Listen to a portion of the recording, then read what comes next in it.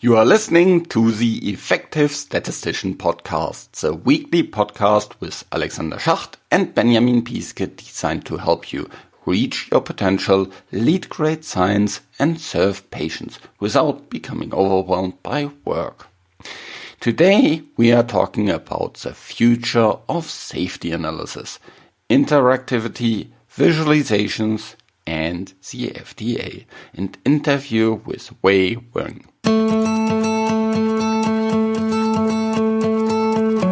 I know Wei for quite some time from my working experience at Lilly, and so I'm really glad that she is part of this interview today.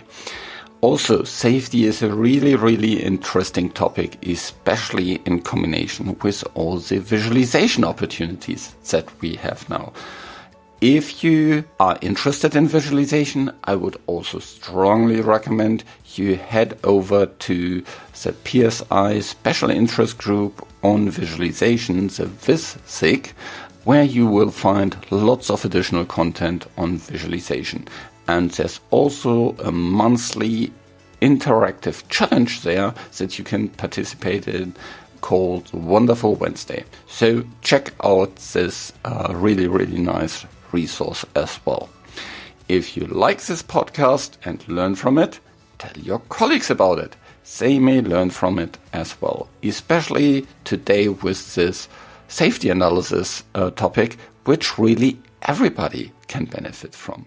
So head over to theeffectivestatistician.com, copy the link and send it to your colleagues so that they learn about it as well.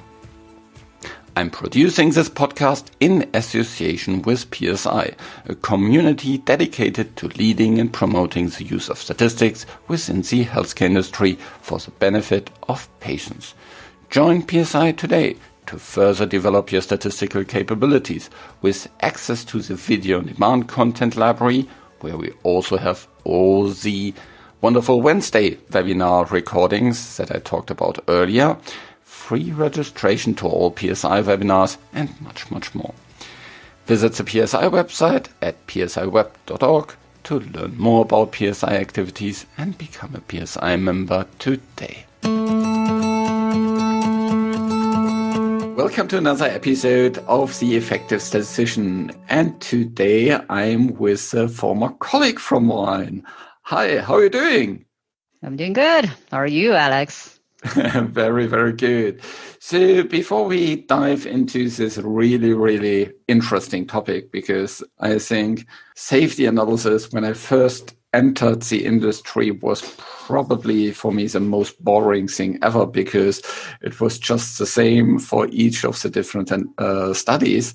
But over time, I got more and more interested into that, especially when I was working a lot on the benefit risk side. And there's so many interesting things also happening now with visualizations and how we can better understand all these kind of different safety signals. But before we dive into that, Wei, please introduce yourself a little bit and what have you been up to bring you to this really nice place now where we speak about visualization and safety. Yeah, thank you. So my name is Wei Wen. I work for Eli Lilly and Company as a statistician.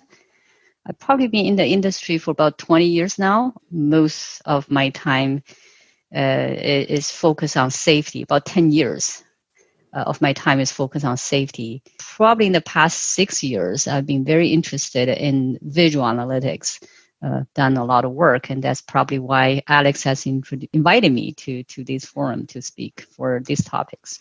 Absolutely. Yeah. So you published recently a really nice article about it. And there's a lot of things going on that we want to today dive a little bit deeper into this. But when you think about safety analysis, what are for you the main differences to all the efficacy analysis that we are doing? This is a big topic. So there are a lot of published material that has been discussed, the difference between the analysis in safety and analysis in efficacy. So I probably won't be able to cover all of those. Probably some highlight here. So the approach for the evaluation of the safety apparently tends to be more exploratory in nature. And to me, I feel the evaluation, interpretation of the safety data can be more challenging than efficacy. This is probably because efficacy usually, the primary measure for efficacy are usually very, very well defined. The safety measure are often heterogeneous and encompass various different sources. What do you mean by heterogeneous? So you could have very different safety outcome measures, right? Not like your primary efficacy. Even if you have multiple efficacy outcomes, they're usually very well defined. Mm-hmm. Whereas in safety, across different indication, across different compound, even for the same safety outcome, you could be defined differently, right? So because you combine different preferred terms, for example. Right. Not only that, but also, for example, in different therapeutic areas, the same safety outcome may vary a little bit, how they were defined. Mm-hmm. And when you compare with external, like, for example, Lilly drug versus, another pharma drug, they might define the same safety outcome slightly different. Mm-hmm. Mm-hmm. So when you kind of borrow information from other published material, you have to be aware that their definition of safety outcome may not be the same as your definition. Mm-hmm. And also that safety outcome, the same safety outcome can be defined, encompass different data sources. You could have advocacy defined by looking at the AE data as well as lab data, or as well as your vital sign data. Those kind of complexity usually involved in safety. Mm-hmm. That makes things more complicated. Mm-hmm. Mm-hmm.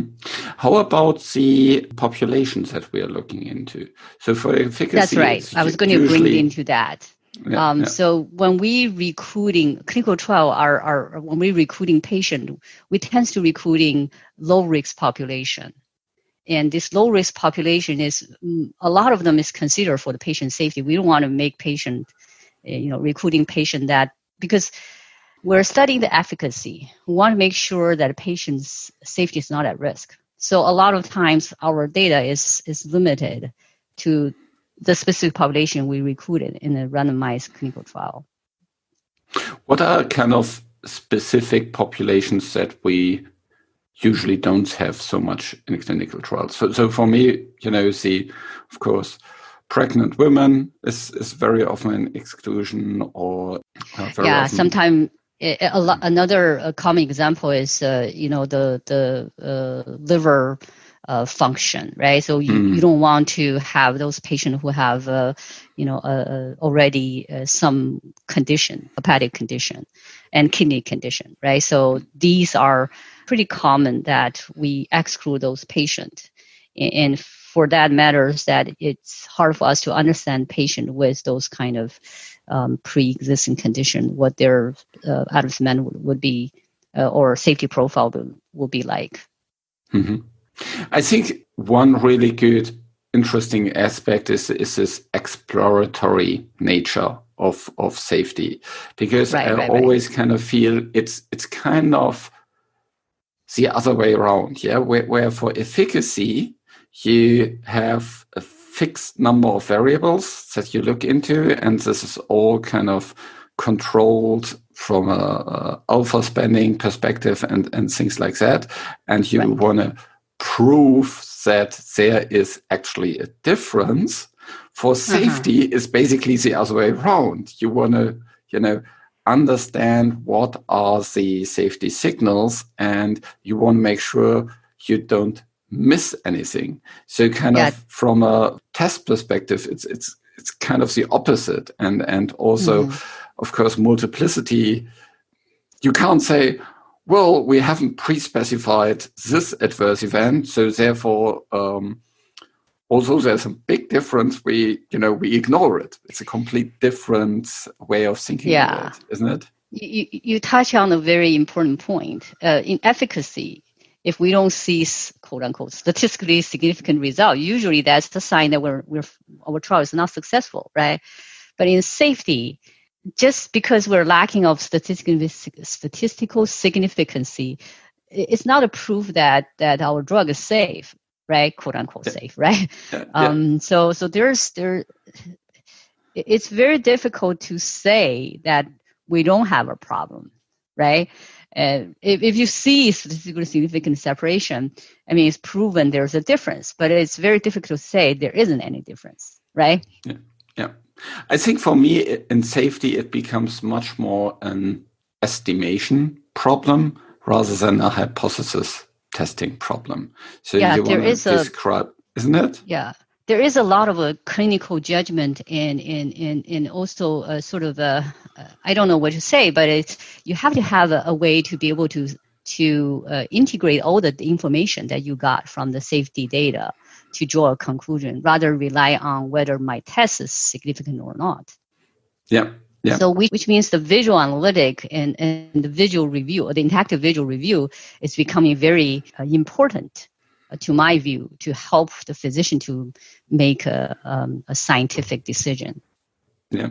In terms of that, so if we talk about visualizations for safety and we want to understand the data, for me that necessarily includes that we can interact with the visualization. I think that is one of the key things probably in there, that if we want to explore the data, we need to be able to interact with the visualization so that we can, filter through different things, that we can hover over certain parts maybe to understand and dig deeper into it, or to sort by various aspects or regroup into subgroups so that we can see, okay, is there a safety signal always in a specific subgroup, things like that. Right. And also to be able to drill down from summary level information to individual patient level information. Yeah. So that you can see, for example, okay, this patient had this serious adverse event. Was he on any, co-medication? Did he have any pre-existing conditions as is related to that? All these kind of different things. So it's much more kind of understanding individual patients as well, compared to only looking at, population statistics like proportions and means and things like that. Yeah. Yeah, and in safety areas, sometimes it's dangerous to look at group average, because you would be missing out some of the extreme values. And different from efficacy, sometimes our extreme values are of interest. I mean, there could be a subgroup of people that we didn't predefine, that they somehow have a different risk profile compared with the rest of the population. That's important for us to identify in the safety area. Yeah, I think that's another interesting topic. Whereas from an efficacy point of view, it's always kind of challenging to say, okay, we carve out a specific population that, with lots of post-hoc analysis, that carries all the benefit. Yeah. And very often in any follow-up study, we see that we probably overestimated that. In safety, it's a little bit the other way around. If you can narrow down kind of your safety signal, you can see most of the safety is in, let's say, patients that are over of certain thresholds in terms of age and maybe with certain pre-existing conditions. Mm-hmm. That's quite helpful to know, because then you can maybe exclude them from the label or add certain warnings or things like that, and later on do additional studies to better understand the safety signals there. Yeah, although you could argue that some of the extreme value may just came in at random, but we don't want to miss those if those are the case. So that's another different nature that safety have is the goal of safety is to capture any of the safety risk, not necessarily confirmative risk, but we don't want to miss anything. Yeah. So one of the really interesting things also with safety is that we somehow document what we are all looking into. So that if we just have tables, static tables, it's pretty clear, okay, we have looked at all these numbers, that's documented, signed off, job done. If we have a interactive visualization where we can have lots of selections and subgrouping and sorting and filtering and all these kind of different things, how can we document what we actually have looked into? Right. So I guess the solution would be different, depends on your software. I believe, there might be different options in other software, but because we are mostly using Spotfire, so I'm going to provide some example that how we do this in the Spotfire setup. So this might be able to help other software users to come up with their own decision. So this Spotfire has something called bookmarking feature. I'm not sure. I think most people have using bookmark in your other browser, like Google Chrome, Internet Explorer, right? So the bookmarking is working similarly in Spotfire, like those web page. The bookmark feature, what it does is save a snapshot of the state of analyses, which means that when you add a bookmark, basically you can return to the stage where you find something interesting.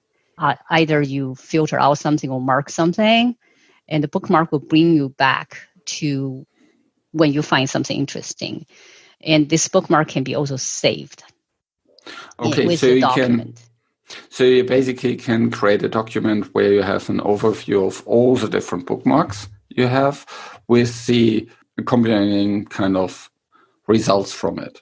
So that you can see, okay, bookmark set, and we have seen from there that there's no safety risk for this endpoint or these subgroups. And right. So in this bookmark, you can trace what you have saved, what you have filtered, and what you have seen before. And the good thing about this bookmarking is bookmark. They also provide a URL to the bookmark. So when you write say a Word document, you can reference those bookmarks, or you can even within the packet itself, you can have a page that has a summary page that write about, I've observed this and this in this bookmark, and these patients having such and such, and therefore I consider they might be of interest for us to consider they're at risk of, something. Can you also kind of download the visual, the graphic? You can export the visuals and the tables in the Spotfire environment. Okay. There are some limitation on because it's interactive, right? So when you export for visual, for table is probably easier. For a graphic or for figure, the interactive versus real world, there's still something to jump on. Because in the static world, you have a page limitation. So I cannot sometimes fit all the information in a page. Whereas in the interactive world, you can fit everything in one page because you can zoom in and out and you can scroll up and down, right? So in that case, your exported static output will have the limitation because you can't fit in everything, and the package itself, the software itself, does not provide a way for you to do, okay, I'm going to take a page break here, right? Because there's too complicated in the setting how you do the page break, right? I don't believe there's any software right now are able to allow an interactive display export and will have at the same time have the proper page breaking and formatting set up. Yeah, I think then we would need to get to something that is more kind of HTML files or something like this in the future, where you basically have your document not as our standard PDF documents or Word documents, but it's more kind of something like a blog post or something like this, where you can basically move forward and backwards between your dashboard and your visualizations and your text. And there's also, I don't want to miss the point about the traceability. There's also another very important feature that Spotfire offers is for you to be able to do IronPython. use IronPython is one of the extensions that Spotfire allow users to do. Along with that, you can do HTML, you can do JavaScript, you can also do R, right? So with IronPython, we actually build in one of the function in some of our package, which users can trace what subject they have already reviewed. Okay. So in our display, if say, for example, you are looking at patient level information, say graphic patient profile, once a physician finishes with one subject that they review, they click a button, and that subject ID will be automatically added to a list, and that list will be saved. So in that case, the users can trace what subject they have already reviewed. So that's really, really nice for a study level safety reviews, and especially if you have phase 1 studies and things like that. And they can even write a comments and have the comments also saved along with that patient ID. Mm. So if you speak about these patient profiles, what would be included in that? That's very, it depends on how you design them. It's very flexible. We have created patient profile that contain some of the routine safety information. For example, the exposure over time, the adverse event over time, concomitant medication over time, lab over time, vital sign over time. But you can also add additional information. For example, you can add some specific measures. I don't know whether you're familiar with the Klumbir suicide scales. Yeah. And there's also a way for you to put in efficacy over time as well. So it depends on your interest. You can put various different data domain in the patient profile. So in a patient profile, I would imagine you would have a couple of line graphs, basically, that show kind of, okay, here, these are the different AEs with the different start and stop dates, the different severity could be highlighted in different colors maybe, and you would have, the dosing displayed in kind of dots for the different, when doses were given, or when this, depending on what kind of drug and how it's administered. You can have that, as well as lines for efficacy or vital signs, all these kind of different things, so that you have basically a quick overview across all the different safety and possibly also efficacy parameters over time. And you can directly see, okay, he first got that adverse event, then he got this concomitant medication that led to this event to stop, but the next event started then, and then he got another concomitant medication and then discontinued or something like this. So right. Yeah, it's graphical display of various different data domain, and then they're all aligned on the same time scale, like you mentioned, that so that reviewers can easily trace within a time sequence on different, efficacy measures or safety measures. For safety, for example, they can easily trace if an AE is likely to be caused by maybe a concomitant medication or maybe caused by your drug. Some of those kind of review can be helpful to have the measures put into on the same time scale. When you develop these interactive tools, what are your experiences with that? Is that something that you do in, let's say, 4 weeks, or how long does it take to develop such an interactive safety dashboard?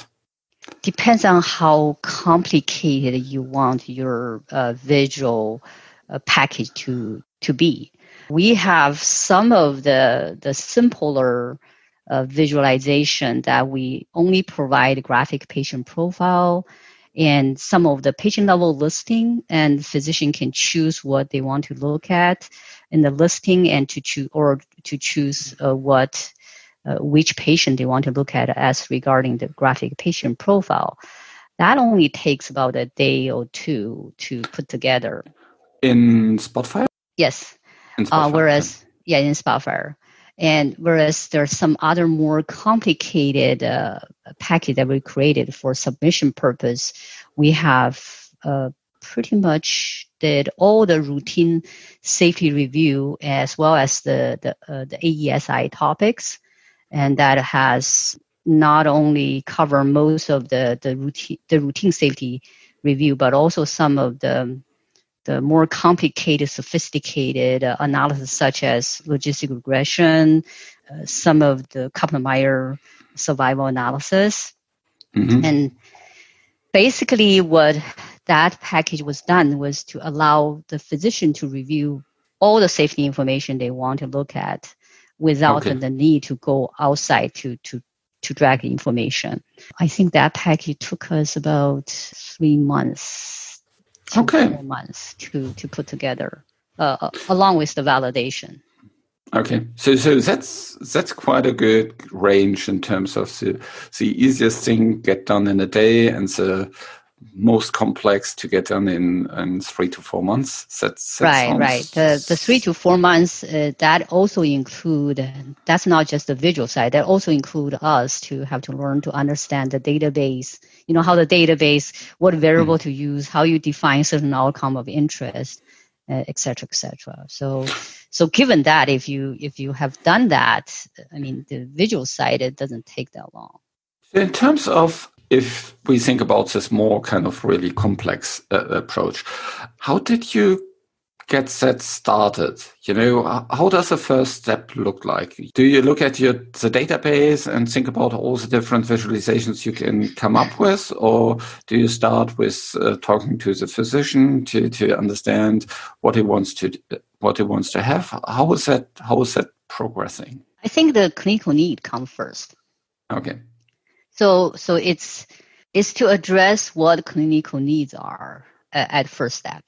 So you want to first understand exactly kind of, okay, for this compound, we are specifically concerned about these AEs, these lab values, these concomitant medications, and things like that. Yeah. Right now, the way we work is as needed purpose. Mm-hmm. I can see different companies may take a different approach. Some company, if they want to do a mass rollout of interactive visualization, they may have a certain, I mean, we were partially doing that too. They may have a certain template already built and say, okay, just use this, because, a lot of the safety needs are very similar, even though the way you define the outcome may be different, but how we design to, for the routine analysis, how we design to, or what kind of interest we have on AE data, what kind of interest we have usually on lab data are similar. So the visualization can be choosing similarly. You may have some little modification here and there. So having a template pre-built, and you can start with the template and show physician and say, okay, here are what we have. Do you think it will cover your clinical need? That can be helpful when you discuss the clinical need with the physician. Okay. So we kind of take a combined approach. We have some template, but we're not saying that use this as it is. We show the physician something, and they will, all of a sudden once they see your template, they will have all kind of idea and say, okay, what if I need to do this? Can I change this to a different display? That helps us to come up with ideas for some new packages. Yeah, I think that's a really, really important point, because very often our business partners don't have even the imagination what they could ask for. And a lot of them are not familiar with interactive visualization. They don't know what it's capable of. Yeah. And if you then show them kind of, oh, look, if I thought these kind of variables or these kind of patients, for example, by that, then you directly see here all the kind of really severe cases, or here are all the patients that have this outcome. And because they're so much used to looking at static things, I think it's really, really difficult at the beginning. But I think once they get more used to it, they understand, oh, I could ask for this, and that is another opportunity. And you basically, it probably takes a lot of kind of iterations to get to something that's completely stable, isn't it? Right. That's the benefit of, I don't think it's a disadvantage. Some people may not like it because in the old world, what we do is we provide a physician with some kind of static report. I think we may have to change them, but the chance we change them is not that high. I mean, the probability we change them. Right? Usually they take what we give to them, and they may ask for additional one. But in an interactive situation, we're seeing that the statistician, the programmer, as well as the physician need to work more closely. We usually would like to have the kind of situation is we propose some displays and we show them what we have, explain to them, well, usually at the beginning, they need to be a little bit educated to know like how to navigate to find certain information and what each display told them. Because this is the other thing that I find that missing from a lot of these training and education is the interpretation of graphic display. I mean, there's sometimes a lot of the education needed to explain to the physician how to read a box plot, how to read a scatter plot, how to read a bar chart. You may think that those are very simple displays, but very often I've seen them, not even look at x-axis and y-axis. Right, so you have to. There's some education that you need to do to get physician up to speed. So it's probably good not to just kind of send the link to here's the template, have a look at it, and let me know what you think, but rather set up a meeting, walk the physician through the different displays, the different functionalities, explain. Here's what you see here. This is the display where you can answer these kind of questions the best. This is the display where you can ask these questions best. And so really to have basically a training on the visualization so that people can understand it. Yeah. And when you explain to them that, how to interpret where to find what information, that's usually when they start to say, okay, what if I want to find these, how I find this? And then you would realize maybe you haven't got answer and you need to change your visualization. So that's usually what I see happens. A lot of times with experience, you learn certain clinical question of interest. So in my case, because I've been working in the safety for quite a bit, usually 80% of the question you already got answer in your first draft. And then they just don't know how to get to it. But then there are probably 20% of the cases that you haven't thought about, and you can kind of tweak the visual a little bit or choose different displays to help them to understand or to find answers. Yeah. So basically, in terms of the specifications of your interactive visualizations, they become very much kind of a living document that is constantly updated as you're using the tool. No. As you're developing the tool. So what we have is we're doing tools by project. So, for example, for a drug A, say for example, I'm doing a submission package for drug A. What happened is it's going to be a living document, and we're open to change up to the point that we're ready to say this is the final document the physician is going to use for their submission work. And, data have been logged and everything is ready, that they're ready to code the numbers or even export the tables from the visualization to their submission document. And before that, we would do all the validation and quality control of the package, make sure everything is properly reviewed and valid. And we're going to lock down the document. Okay. And say no more change. That's it. So that document will be saved as a sourcing document for your submission material. Let's change a little bit gear. And as you talked about submission so much, how can we give regulators like the FDA actually access to these tools so that we don't send them thousands of tables, which I think is quite an outdated approach, and kind of just having the innovations that we don't send a truck to the FDA, but we let them download gigabytes of tables from some homepage. Yeah. So how can we give access to interactive tools to them? This is a very good question. I've been asked this question. I mean, I myself asked this question when I first started with interactive visual, and many people ask the same question, is to be able to share our tools with regulator. As I mentioned, we have created some very nice interactive tool for internal review purposes, and we see a lot of benefit. And we think, if we can share those package with the regulator, that's going to be improve the communication between the industry and regulator. There's going to improve their efficiency in review our data too. But right now, honestly, we're facing a lot of challenge to share internal built package, interactive package with regulator. Mm-hmm. And we haven't been able to make that happen.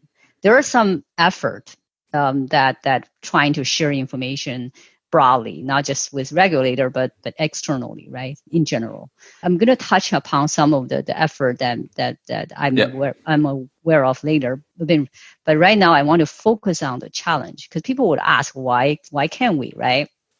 So some of I can't cover every challenge, but I can bring some ideas so people realize some of the challenges at least that we're facing right now.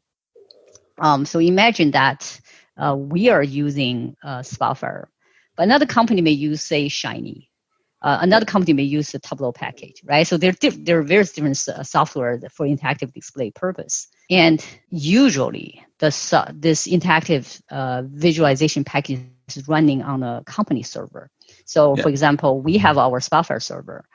Shiny we also internally, we also have a Shiny server. So say, for example, you're using Shiny server, you're using Spotfire server. They're all located on a company server, right? So if the FDA want to access these interactive visualization, they have to access a company server. Sometimes there might be some confidentiality, concern, but usually a company, I believe, we can work out a solution to give regulator access to a server. Let's say we can set up a specific server for regulatory access, but regulator usually would have concern to use the data hosted by a sponsor.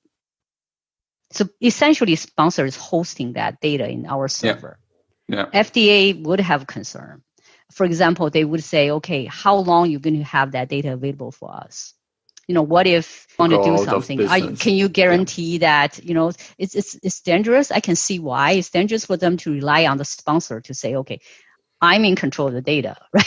So it's usually they would like to have, the data hosted or the display hosted on their server, right?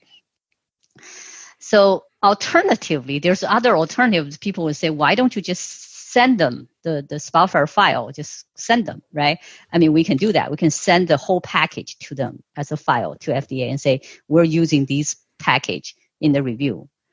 But this means that FDA or other regulator, they have to purchase the software license and then install the software in their system. And also they have to have their own expertise in this visualization software, right? So a regulator have to learn different kind of platform. It's really a huge burden for them. Mm-hmm. So at least, I've touched two, but there's some other limitation as well. Yeah. Right now, there's not a unified approach in industry as to what software to use for interactive visualization. And I don't think it's fair because I've tried different, I've tried Shiny, I've tried Tableau, I've tried Power BI, I've tried Spotfire. They all have their different strengths and weakness. Depends on each company's need. You may pick different ones. Yeah. I can see that. There. I do want to mention there's two initiatives that there are people working on to try to solve this problem. For example, DIA-ASA Biopharmaceutical Safety Evaluation Working Group, they have developed a series of interactive safety graphic tools and made it available. I think they have some GitHub hosted the code behind these interactive display tools. And by the way, we'll put a lot of the links and references in the show notes. So just go to theeffectivestatistician.com, search for the episode with Wei Wang, and then you will see all the references there. Yeah, and that in my paper also have in the reference to their work and the website that they have those open source application available. And recently, there's a Fuse project that they have done a pilot. This is probably touched upon that Alex, you mentioned before. So what this pilot did is they share a standalone HTML interactive display in a submission. So what they did is they have their submission document have a hyperlink to this HTML files, and the HTML file will be sent to FDA.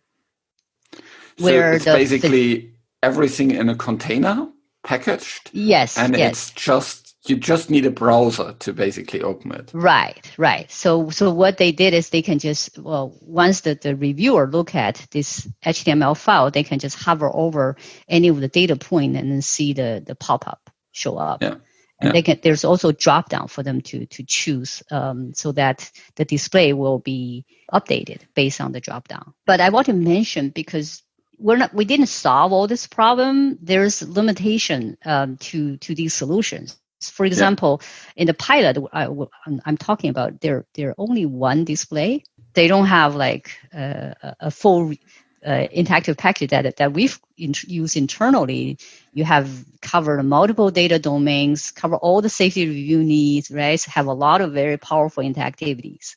Yeah. I think if you have Spotfire or any of these tools, lots of the app is pre-built, and you just kind of pull things together. And of course, you can use templates and lots of these things. Whereas if you more or less need to start from scratch and program everything in HTML, that's quite a lot of effort. Yeah. It's taking a huge amount of effort, and maintenance of those. It's going to be very challenging, because it's not that you don't need to touch them. You build one package, you still have to change them based on your review need and based on your compound need. Okay, thanks so much. That was a really, really good discussion, and where we touched on, what are the differences in terms of efficacy and safety. We touched about validation and traceability. We also talked a lot about what are the benefits of interactive visualizations, especially for safety, and how we can get to something.